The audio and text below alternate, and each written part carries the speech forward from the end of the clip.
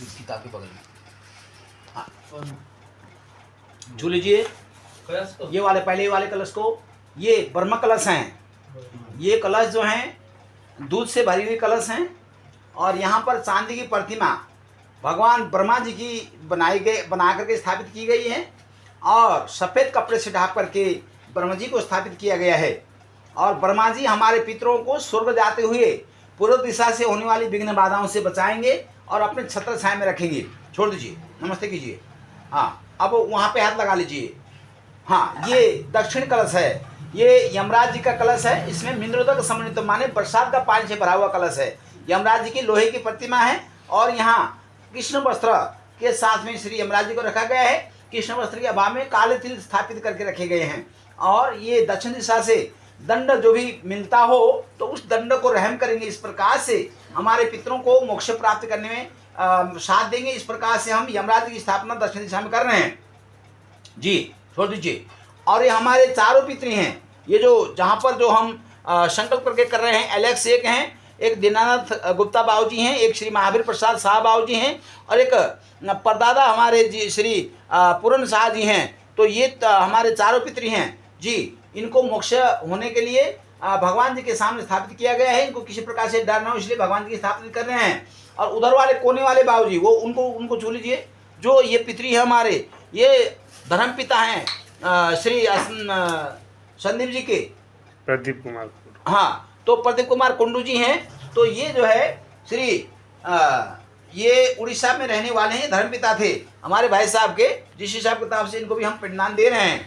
अब इधर आइए, वो जो भगवान जी हैं, भगवान विष्णु जी, तो ये 32 माह से 2.5 तोला जो सोने से निर्मित होते हैं, ये जो है भगवान विष्णु के कलश हैं। और ये सारे यज्ञ की जिम्मेदारी इनके ऊपर रहती है। इस प्रकार से ये जो हम मान लीजिए प्रतिमा स्थापित किए हुए हैं ताकि हमारे यज्ञ सफल हो जाए, इस प्रकार से हम इनको यहाँ स्थापित कर रहे हैं। और ये अखंड ज्योति जो दीपक को छू लीजिए या नमस्ते कर लीजिए वहीं से जी। इनको स्थापित करने से हमारी यज्ञ की गवाही हो जाती है। इस प्रकार से हम इनको स्थापित करके, जब से हमने कल यज्ञ शुरू किए हैं तो अखंड जला रहे हैं। रात को यहाँ ब्राह्मण लोग रोकते हैं और उस हिसाब किताब से तेल की व्यवस्था चलती रहती है। और उनकी मान लीजिए जोत की व्यवस्था भी हम करते रहते हैं। जैसे थोड़ा जोत कमजोर हो जाता है फिर आगे कर देते हैं। और यहाँ बीच में लक्ष्मी नारायण जी हैं। ये लक्ष्मी नारायण जी को कांचन पुरुष कहा जाता है। लक्ष्मी नारायण जी के सोने की प्रतिमा है, जिसमें सैयदान जो दिया जाएगा उसमें इनको स्थापित किया जाता है। इसलिए इनको भी साक्षी माना जाता है, क्योंकि बिना लक्ष्मी जी का यज्ञ सफल नहीं माना जाता, फल हमें नहीं मिलता। इस प्रकार से सपत्निक जोड़े के साथ जो है हम यहाँ मान जी इनको स्थापन करके पूजन कर रहे हैं जी।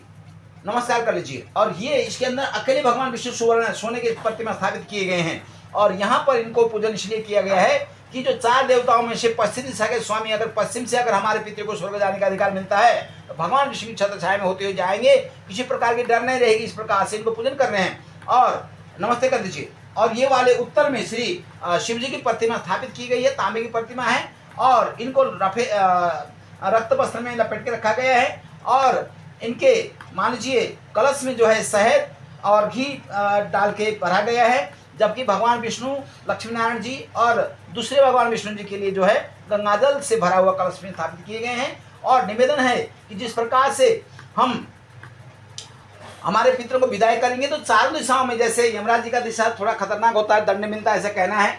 और अन्य देवताओं का दिशाओं में भी पुण्य बल से प्राप्ति, आशीर्वाद से, हमारे यज्ञ की आशीर्वाद से और हमारे निवेदन से हमारे पितृ तीनों क्षेत्र से स्वर्ग जाएं।